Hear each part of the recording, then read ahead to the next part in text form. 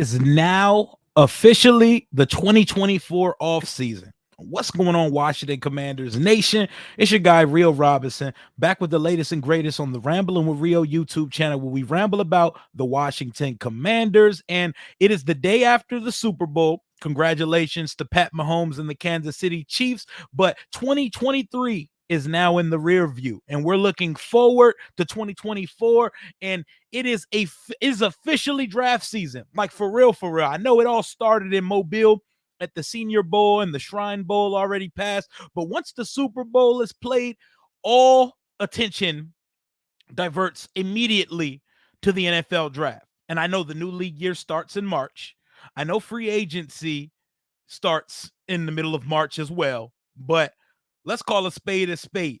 The last spectacle NFL fans are blessed with until preseason starts up in August or training camp starts up in July is the NFL draft. We all go crazy about it. We all read and concoct our own mock drafts 200 times over the span of the next 73 days. We are now 73 days away from the 2024 NFL draft, and I have the draft order on screen, and we're going to talk about some of the buzz surrounding Washington's pick at 2 and the team that controls and holds the cards for the whole picture of the 2024 NFL draft, that of the Chicago Bears. But you don't have to scroll far to see where Washington is picking in this draft. They started 2-0 with a lame duck coaching situation and an experiment at OC and quarterback with Eric Bieniemy and Sam Howell. And the season went absolutely off the fucking rails, and we ended up losing 8 straight to close the year. And it was bad on both sides, but it was a necessary evil. This season, being bad this season was an absolute necessity for the future success of the Washington Commanders. And I'd like to thank Ron Rivera, EB, Sam Howell, and company for doing what they had to do. They had to kind of be the sacrificial lambs to put us to where we are today, to make us an attractive situation, to pull in an Adam Peters, a good coaching candidate like Dan Quinn, and for us to be relevant in the NFL conversation going forward. We got the biggest poison out of our organization, the dark cloud that is set over the organization for 25 plus years. It's gone.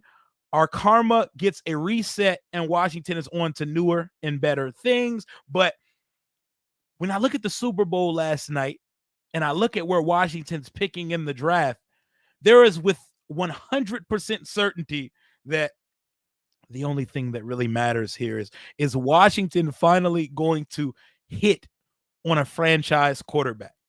Are we allowed to have a franchise quarterback now? We finally got Snyder out of here. We have a real GM. We have a head coach and a GM that are on the same page.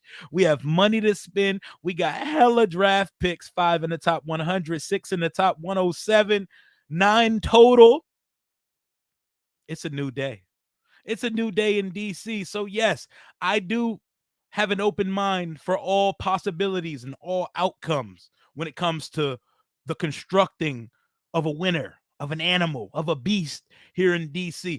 I want some dogs, man. I want the winning culture to change. I don't need a team full of Ryer boys, a team full of sweethearts, a team full of guys you'd want your daughter to marry. I don't need that.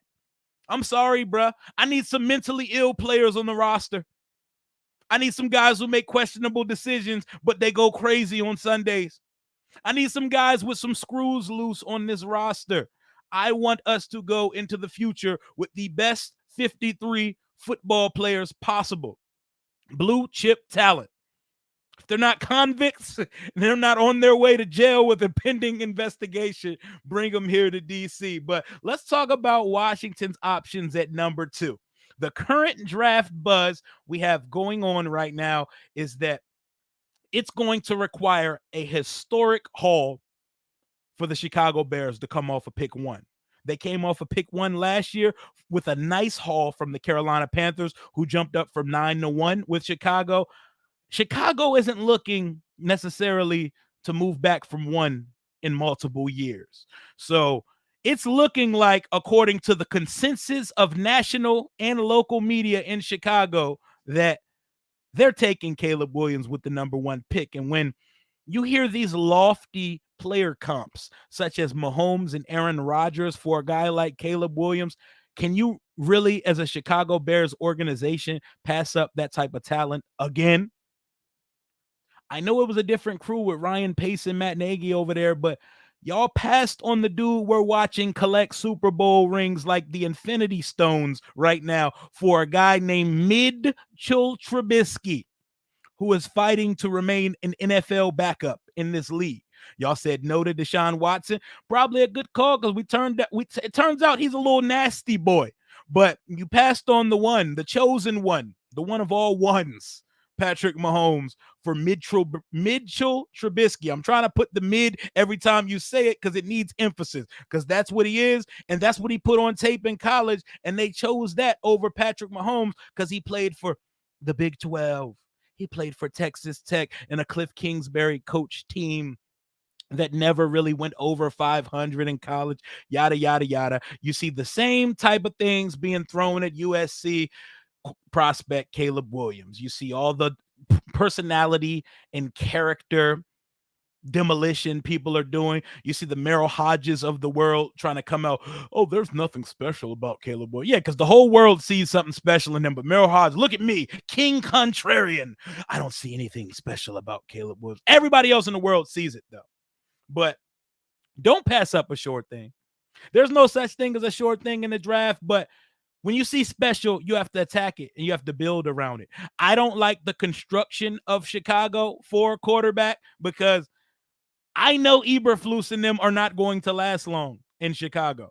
If they win 6 games next year, he's getting fired, and you're giving Caleb a whole new regime 2 years in. You're giving them the Bryce Young 2.0 treatment in Chicago. And I know people say quarterbacks go to die in Washington, but nigga, the Chicago Bears have never seen a 4,000-yard passer. Washington hasn't had a 30-touchdown passer in 57 years. Chicago hasn't had a 30-touchdown passer in ever. It's never happened. They've never seen 4,000.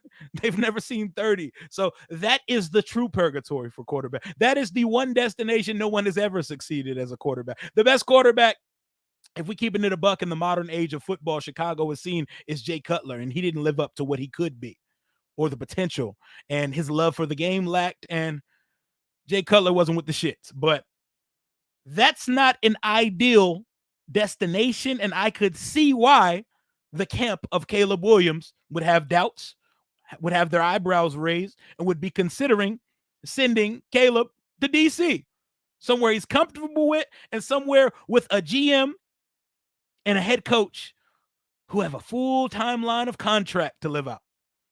Ryan Poles and Eberflus could be cooked in a year from now.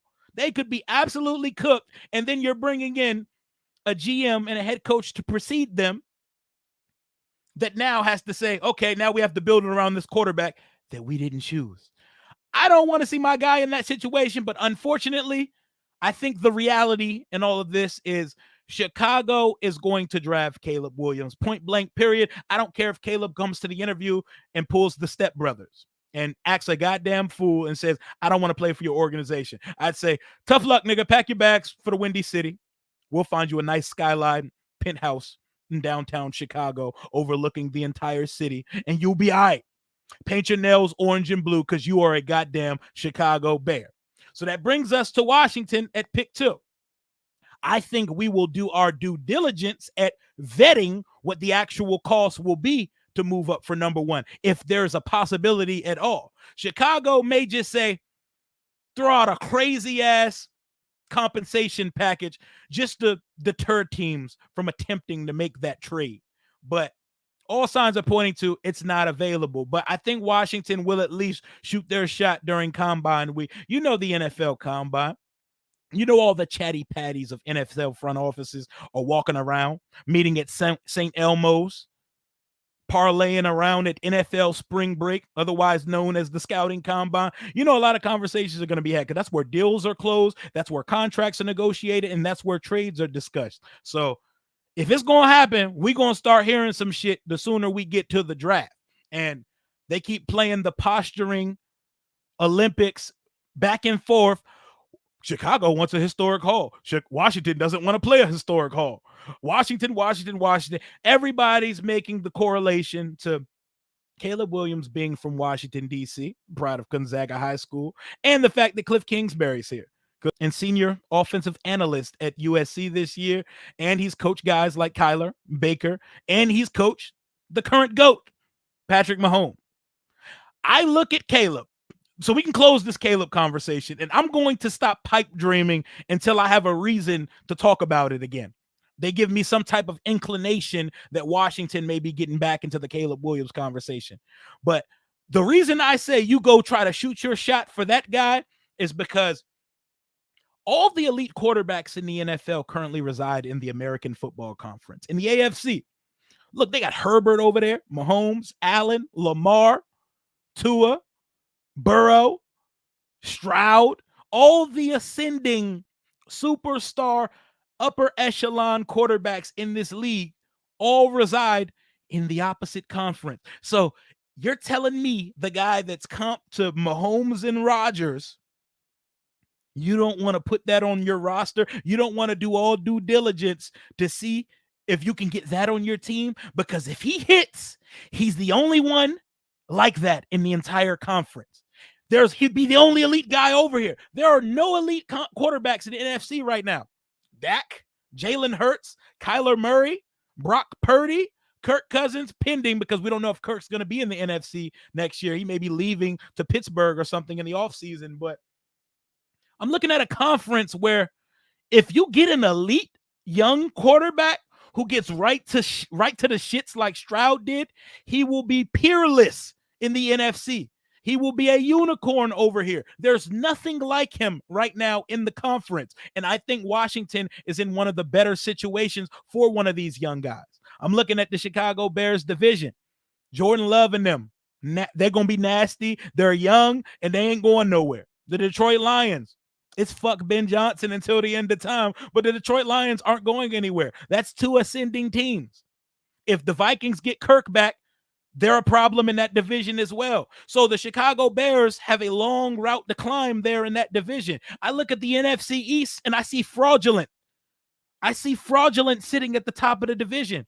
This is a division that has not seen a repeat winner since Donovan McNabb's chunky soup days of Philadelphia. So I'm looking at our division like food. Like, if Washington has a couple of good drafts and hits on the quarterback, we are back in business. The Eagles went from 2 or 3 plays from beating Mahomes in the Super Bowl to a fucking dumpster fire and getting dumped off by Baker Mayfield in the Bucs in the playoffs this year. The Cowboys are a perpetual dumpster fire. Like, they're going to win 11 or 12 games in the regular season, but we all know what the fuck time it is when it comes to the playoff. Dak's not a Super Bowl winning quarterback, and the Cowboys are finna cowboy. They're going to always get to the playoffs and do the same thing. The Giants have Daniel Jones making $40 million a year. Don't need to talk about them, even though they whoop our ass every year. It's a new day in the division, though. But if you hit on a guy, even if it's Drake May or Jaden Daniels, if you get that quarterback position right and buttoned up, and you hit on some picks, and Dan Quinn gets the defense better immediately, and our weapons that we currently have on staff, the B-Robs, the Dotsons, the McLaurins of the world, they get back to rolling under an innovative system of Cliff Kingsbury, Washington can get shit cracking in the NFC almost immediately. Very Houston Texans-esque, very Colts-esque if you hit on the quarterback position, because this is a conference that's dying for superstar power in the NFC. They desperately need it, and Washington and Chicago both have a chance to get quarterbacks that could quickly rise and ascend to the top 5 of quarterbacks in this conference. So we hold the cards collectively, us in Chicago. We will dictate how the quarterback structure works in the 2024 NFL draft, and Washington's realistic options at quarterback currently are Jaden Daniels and Drake May at 2. I like Jaden Daniels a lot. His figure and his propensity to force yardage and take unnecessary hits bother me, but Who am I to sit here and act like he didn't just have one of the greatest college seasons we've ever seen in the toughest conference in the country? 40 over 4 touchdown to interception ratio, 1,200 yards, 50 touchdowns this year. Come on, man. Come on, man. He had talent there, but he elevated their talent. He helped elevate Brian Thomas Jr. to now be a first round pick. Malik Neighbors is an absolute top 10 pick. We already know what he do. And receivers do stay open, but Jaden Daniels is a dog. And Jaden Daniels has an elite trait. Drake May is the most interesting quarterback in this draft to me personally, because people are very hot or cold on Drake May. There's not a healthy medium or a consensus when it comes to Drake May. People either love him or think he's going to fall out of the top 10 or possibly out of the first round like Will Levis did last year. Shout out to my guy Jalen Morgan, Bleeding BNG. Make sure y'all sub up his channel. In the group chat the other day, he said, I could see Drake May making a Will Levis type slide, possibly out of the first round. Someone's going to take him in the first round, though. Let's call a spade, because sometimes in the NFL draft, there's a groupthink mentality, and teams will feel pressured to take a quarterback because the league-wide consensus is that this is a good quarterback class. A couple years ago, the league stuck together in unison and decided this is a horrible quarterback class, and we're not reaching for these dudes. And Pickett was the only one who went in the first round. He looks like he should have been in the third, fourth, or fifth, like Ritter, like Willis, like Howell and company. And it looks like there's only one true hit in that class, and that's Brock Purdy in the 7th round. And Brock Purdy got drafted into the perfect situation. All they had to do was drop a quarterback that's competent in that building. They have everything. Elite lines on both sides, weapons, the most elite weapon in the league in Christian McCaffrey, the most elite play caller in the league, an elite defense. He has everything it takes here. And it still wasn't enough to win and defeat the final boss, Patrick Mahomes in Kansas City, because ultimately you can have the best roster in the league. The best player in the league will still win if he's represented in that game. The best coach in the league will still win. The Chiefs ain't got no top 3 to 5 roster in this league, but they got the guy. They got the one of them ones for real, calling shots over there. And he's on a run right now. They just won back-to-back Super Bowls in a year where the league was supposed to catch them lacking. A year where they struggled and barely moonwalked into the playoffs this year. They beat the Miami Dolphins, the Buffalo Bills, the Baltimore Ravens, and the San Francisco 49ers. The 4 top hottest teams in the league got them up out of here and won another Super Bowl. Because if you have one of those guys, you have a chance in this league. What is not an option for Washington in the first round? For one, Justin Fields is not an option for the Washington Commanders. I've recently seen over the past couple days fans discussing it, debating it, and floating the idea in the chat comments and on the Twitter timeline. And my answer to that is a quick, absolutely fucking not. Justin Fields, I like the player. I like the person. I wanted us to trade up for him coming out of school. But 3 years into his career, he hasn't put enough on tape for me to want to trade compensation, especially a 2nd round pick for him. This is a guy who in a calendar year from now will require a contract extension, paying north of $45 million a year for Bama, who has not thrown for 3,000 in a season yet. For Bama that has had some sort of injury that's kept him out of games every season of his career so far. For a guy that has proven to be an elite runner, but has also proven that he can't process, that he can't read defense, and he can't take layup throws. He leaves clean pockets. I will honestly say today, February 12th, 2024, our current Bulldog, Sam Howell, is a better quarterback in the NFL than Justin Fields. And if I don't think we should be building around Sam Howell, why the fuck would I give Chicago draft compensation for Justin Fields? Hell no, not me. I'm cool. Jaden Daniels me, Drake May me in a heartbeat over a trade for Justin Fields. Hell no. It's not even a consideration of mine. Next thing that should not be a consideration to me personally, trading back farther than pick 3. Washington can surely entertain trading back in this draft.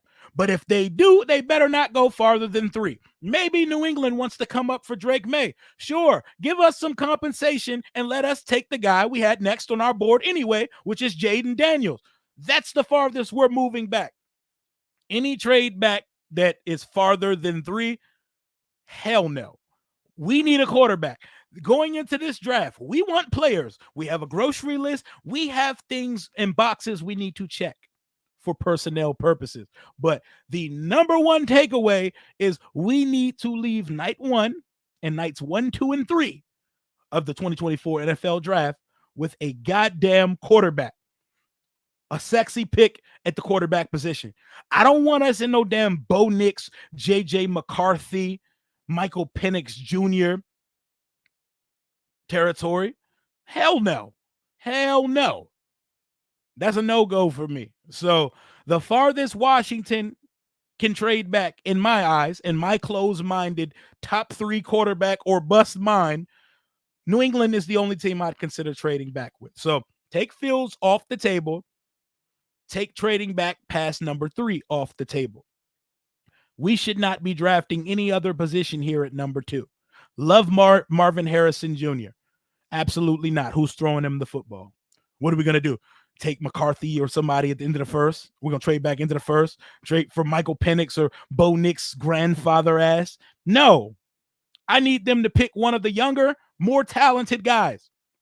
One of the more heralded quarterbacks of the class. Period. End of discussion. Caleb Williams, Jaden Daniels, Drake May. One of those 3 is your franchise quarterback going forward. Period. Nothing else needs to be discussed. What are we even talking about? What are we talking? Justin Fields? Justin Fields, for real? Just because he cooked us on Amazon Prime on Thursday Night Football? Justin Fields? The guy who hasn't thrown for 3,000 in a season yet? Who hasn't thrown for 20 touchdowns in a season yet? Justin Fields.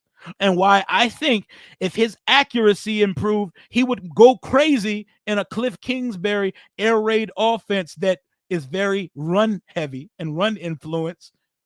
I'm good. Whatever we wanted to do with Justin Fields, stick at pick 2 and take Jaden Daniels. Period. I see no reason to even entertain the Justin Fields conversation. Let Atlanta or the Raiders or the Steelers go have fun with that shit. Absolutely not. Like Sam Howell, and I like that he has experience playing in Phil Longo's air raid. Phil Longo and Cliff Kingsbury have a relationship and a rapport working under Mike Leach, and that's good to have. So we're going to have a young quarterback room. Oh, next myth I want to scratch off the board is it would be extremely unfair and weird if Washington drafts Sam Howell's best friend to take his job in D.C. This is a grown man league. If Sam Howell cannot take a friend taking his job in a business, then he not built to be in the NFL. This is the NFL. 2, the synergy and the connection between quarterbacks in a quarterback room is very essential. And I could see a quarterback room that consists of Sam Howell and Drake May with Cliff Kingsbury in the room with them and Tavita Pritchard. I see a bunch of young guys, and I see 2 quarterbacks who need to be groomed, who need to be developed. And it could be a situation where Sam could be the bridge quarterback, because to close this conversation out of things that should be on the table and things that shouldn't be on the table, what should not be on the table for Washington is an expensive backup quarterback. We do not need to pay north of $5 million to anybody to come in and hold a Surface Pro and mentor and be an extension of the QB coach for our rookie quarterback. Let Sam Howell and the rookie be the quarterback room. Throw a Jag at the end of the roster as the 3rd string emergency quarterback. Shit, bring Jake Fromm back. No, Cliff, go bring somebody who's ran your air raid before at some point in life as a 3rd string emergency quarterback, and let Sam be the backup and go with the rookie. Period. It don't got to be that hard. Sam and Drake May are going to be best friends no matter where he's drafted. They travel together, they work out together in the offseason, they hang out with each other's significant others together. They do everything together. I'm pretty sure they would be even closer if Drake May was drafted here. But who knows? I know the conversation around Drake May is very hot or cold at this point. Jaden Daniels' steam is at an all-time high. Everybody's on the JD5 to DC train as we speak, and I'm not mad at it.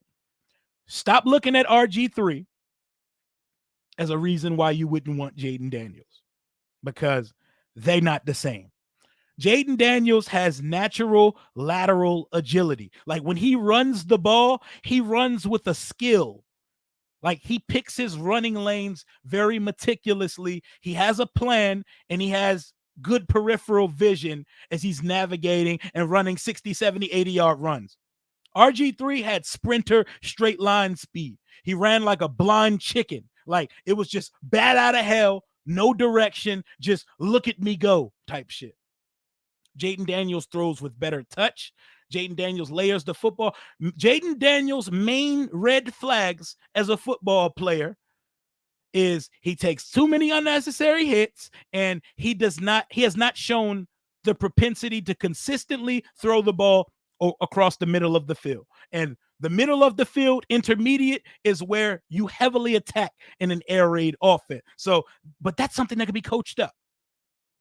Quarterback prospects or any draft prospects, no one comes in flawless. In this class, the closest to it is Caleb Williams, but nobody's coming into this process flawless.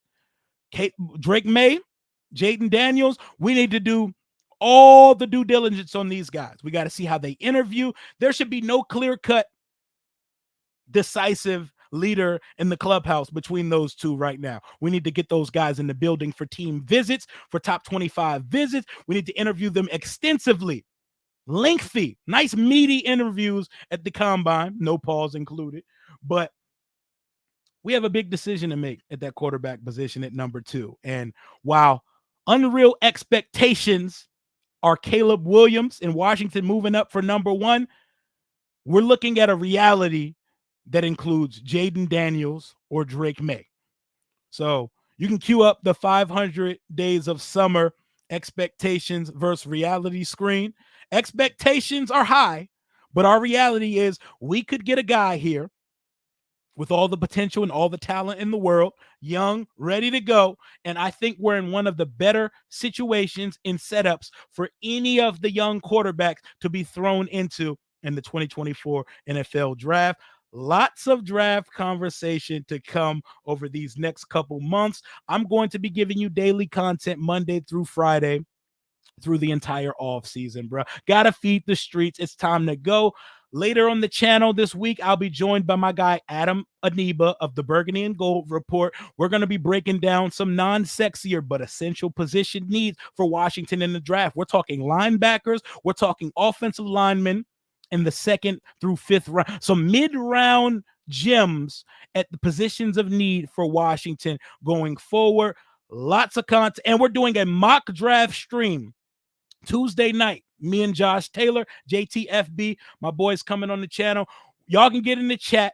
Y'all could be the scouts. And me and Josh are going to be Adam Peters and company making the picks live on stream with y'all chiming in with your opinion. Let's see if we could come to some consensuses of who we're going to be picking in the 2024 NFL draft. But that's all I got for right now. Hail to the Washington Commanders. Thank y'all again for 10,000 plus subscribers. Let's hit 15K before the end of the year. And let's start Washington's 2024 offseason with a bang. Until next time, Commander Rio, out.